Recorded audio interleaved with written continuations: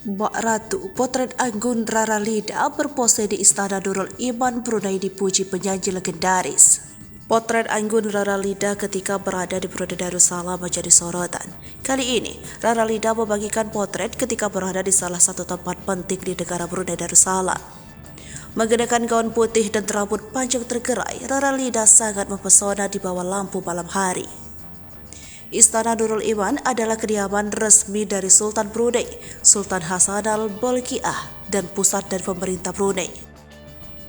Istana ini terletak di daerah pemekaran, di tepi sungai dengan bukit yang hijau di tepi sungai Brunei.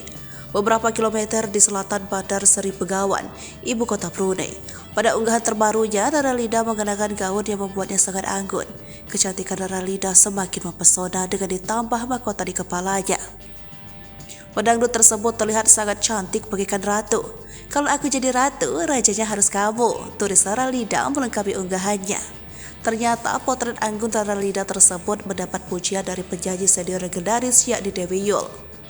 Dewi Yull merupakan artis tersohor di tanah air yang belum lama ini dijumpai oleh Raralida.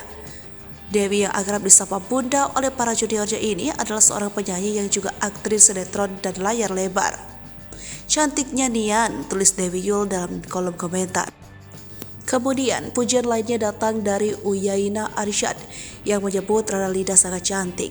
Ia merupakan mantan presenter acara Dangdut Indosiar beberapa tahun lalu. Ia kini sudah kembali ke Malaysia dan berkarir di kampung halamannya. Sementara itu, ada pula yang berseloroh jika berharap Raralida segera menjadi Ratu Sehari. Ratu Sehari yakni menikah dan menjadi seorang pengantin yang duduk di pelaminan. Kini, Raralida sudah kembali ke tanah air setelah menyelesaikan jadwalnya di luar negeri.